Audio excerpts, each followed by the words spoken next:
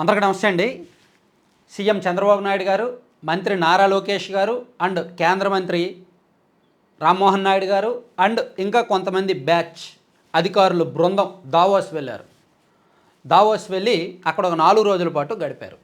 వివిధ పరిశ్రమల, వివిధ కంపెనీల ప్రతినిధులు, సీఈఓలు, ముఖ్యమైన వ్యక్తులతో భేటీ అయ్యారు, వరుసగా మాట్లాడారు.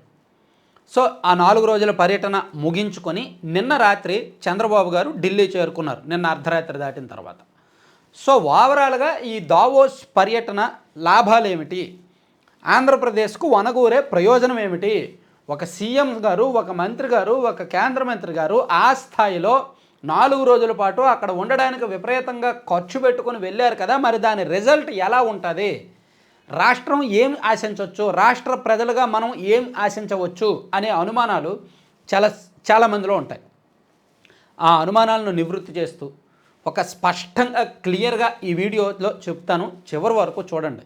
ఎందుకంటే కొంతమంది అధములు ఉంటారు, వాళ్ళు ఇదిగో ఇలా రాస్తారు: దారి ఖర్చులు దండగా, ₹1 ఒప్పందాలు లేకుండానే ఒట్టి చేతులతో వెనక్కి, చంద్రబాబు బృందం దావోస్ పర్యటన దారుణంగా విఫలం అని రాశారు. అసలు దారి ఖర్చులే దండగా, చంద్రబాబు గారు అండ్ వీళ్ళందరూ వెళ్ళి వచ్చారే తప్ప రూపాయి కూడా ప్రయోజనం లేదు, మొత్తం అదంతా కూడా వేస్టు, దావోస్ టూర్ కంప్లీట్గా ఫెయిల్ అయింది అని రాశారు.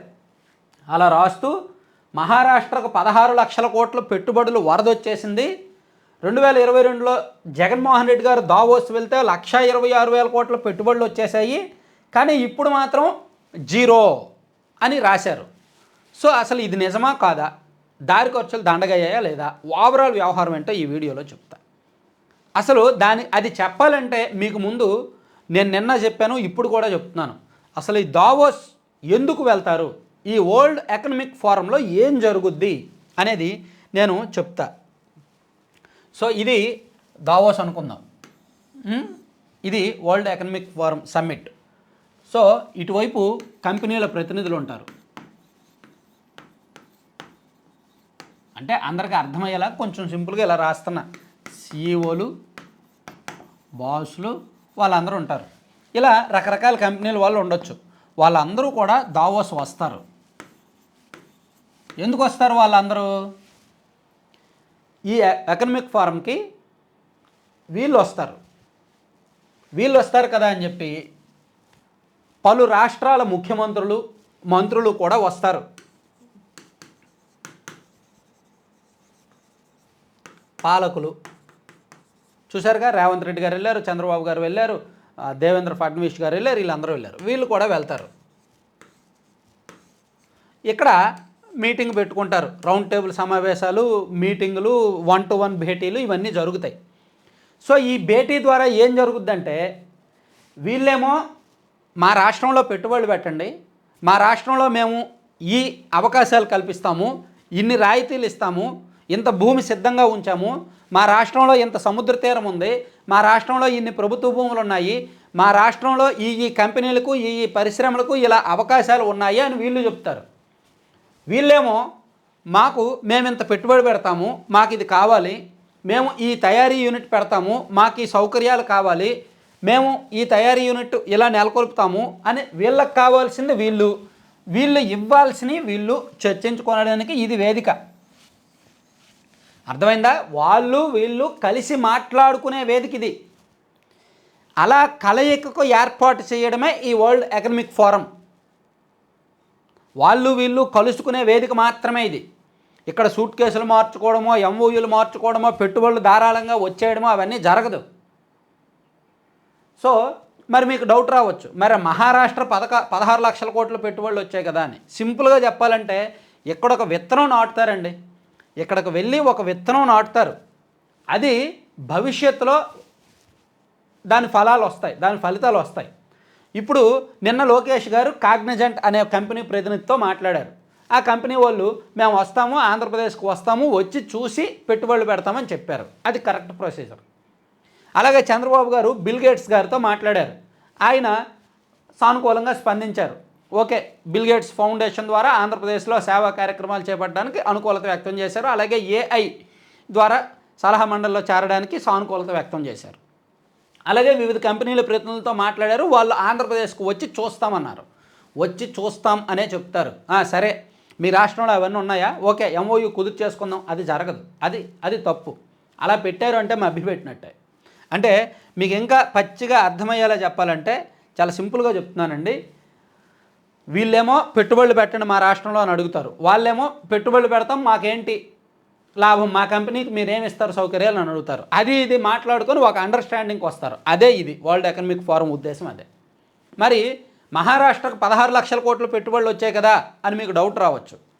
తెలంగాణకు కూడా 1,40,000 కోట్ల పెట్టుబడులు వచ్చాయి కదా అని మీకు డౌట్ రావచ్చు. సింపుల్గా చెప్పుకోవాలంటే చెప్పాను కదా, అక్కడ విత్తనం నాటుతారు, ఆ ఫలితం కోసం వెయిట్ చేయాలి. అలా కాకుండా ముందే వాళ్ళు ఫలాలు తెచ్చారు అంటే వాళ్ళు ఇక్కడి నుంచే తీసుకెళ్ళినట్టు. ఆ రాష్ట్ర ప్రజలను మభ్యపెట్టడానికో, ఆ రాష్ట్ర ప్రజలను ఏమంటారు దాన్ని సంతోషపెట్టడానికో, సంతృప్తిపరచడానికో, మసిపూసి మారేడికాయ చేయడానికో వీళ్ళు ఇక్కడి నుంచే సీక్రెట్గా కొన్ని పళ్ళు తీసుకెళ్ళి అక్కడ నుంచి అఫీషియల్గా ఇదిగో మేము దావోస్ వెళ్ళి పళ్ళు తీసుకొచ్చామని ఆ రాష్ట్ర ప్రజలను నమ్మిస్తున్నట్టు లెక్క. ఉదాహరణకు నేను మొన్న చెప్పా, నిన్న చెప్పా, ఇప్పుడు చెప్తున్నా. మేఘ వాళ్ళతో ఒప్పందం అటువంటిదే. మేఘ వాళ్ళతో ఒప్పందం చేసుకోవాలంటే హైదరాబాద్లో చేసుకోవచ్చు, కానీ దావోస్లో ఎందుకు చేసుకున్నారు? మేము దావోస్ వెళ్ళి ఇంత పెట్టుబడులు సాధించామనే లెక్కల్లో కలిసిపోద్దిగా. అలాగే కంట్రోల్ ఎస్ కూడా అంతే. హైదరాబాద్లో ఉన్న 3 కంపెనీలతో దావోస్లో వెళ్ళి ఒప్పందం చేసుకున్నారు. దాని విలువ సుమారుగా 30,000 కోట్లు ఎంతో ఉంది, 30,000 కోట్లకు పైగా ఉంది. అది లెక్కల్లో చూపిస్తున్నారు. అంటే ఏంటి అర్థం? ఇక్కడి నుంచి సీక్రెట్గా పళ్ళు తీసుకువెళ్ళి దావోస్ నుంచి అఫీషియల్గా పళ్ళు తీసుకొచ్చి ఇదిగో మేము దావోస్ వెళ్ళి ఈ రిజల్ట్ ఇది తీసుకొచ్చామని చెప్పి చూపిస్తున్నారనమాట. సో ఇది నమ్మిన వాళ్ళు నమ్మొచ్చు. నేనేమంటానంటే వాళ్ళతోనే పెట్టుకోవాలి అంటే హైదరాబాద్లో అయినా పెట్టుకోవచ్చు, కానీ అక్కడ ఎందుకు పెట్టుకున్నారంటే ఒక నమ్మకం కోసమో, ఒక బ్రాండ్ కోసమో, ఒక ప్రచారం కోసమో ఏదైనా కావచ్చు. అది వాళ్ళకి రైట్ అనిపించవచ్చు. అలాగే మహారాష్ట్ర కూడా అంతే. 16 లక్షల కోట్లు పెట్టుబడులు అంటే ఎలా ఉంటుందంటే 2023లో మార్చి 2, 3 తేదీల్లో వైఎస్ జగన్మోహన్ రెడ్డి గారు అధికారంలో ఉన్నప్పుడు చూడండి 14 లక్షల కోట్లు పెట్టుబడులు వచ్చాయని చెప్పారు. విశాఖపట్నంలో గ్లోబల్ ఇన్వెస్టర్స్ సమ్మిట్ ఒకటి పెట్టి 14 లక్షల కోట్ల పెట్టుబడులు వచ్చేసాయి అని మభ్యపెట్టారు. నిజంగా వచ్చాయా? 14,000 కోట్ల పెట్టుబడులు అయినా వచ్చాయా? రాలేదుగా. సో అది కూడా ఆ మహారాష్ట్ర 16 లక్షల కోట్ల పెట్టుబడులు కూడా అంతే, మభ్యపెట్టడం లాంటిదే.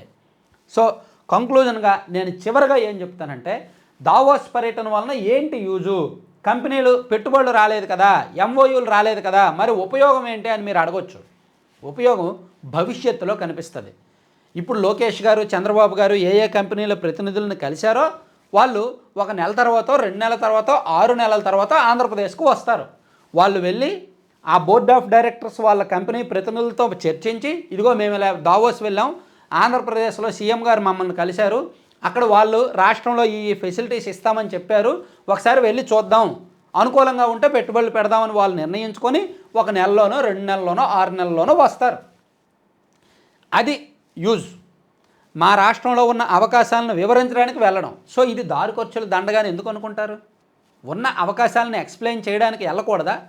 ఇంత పెద్ద ఎకనామిక్ ఫోరంకి వెళ్ళకూడదా? వెళ్ళాలి. ఇక్కడికి పెట్టుబడుల కోసం కాదు వెళ్ళేది, పెట్టుబడులకు ఉన్న మార్గాలను వివరించడానికి వెళ్ళాలి. ఎంఓయూల కోసం కాదు వెళ్ళేది. మా రాష్ట్రానికి వస్తే మీకు ఇస్తాం, మీరు రండి అని చెప్పడానికి వెళ్ళాలి. ఎందుకంటే ఇక్కడకు ప్రపంచవ్యాప్తంగా అగ్రశ్రేణి కంపెనీల ప్రతినిధులు వస్తారు. ప్రపంచంలో ఉన్న గొప్ప గొప్ప కంపెనీలకు చెందిన ప్రతినిధులందరూ అక్కడికి వస్తారు కాబట్టి వాళ్ళని కలవడానికి వెళ్ళాలి. అలా కలిస్తేనే, అలా వెళ్తేనే భవిష్యత్తులో వాళ్ళు ఆంధ్రప్రదేశ్ రాష్ట్రానికి అవకాశాలు మెరుగవుతాయి అన్నమాట.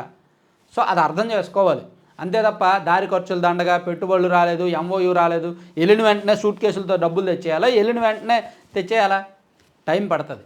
ఖచ్చితంగా దావోస్ పర్యటన ఫలితాలు భవిష్యత్తులో ఉంటాయన్నమాట. ఇప్పుడు కాదు, భవిష్యత్తులో ఉంటాయి. Thank you.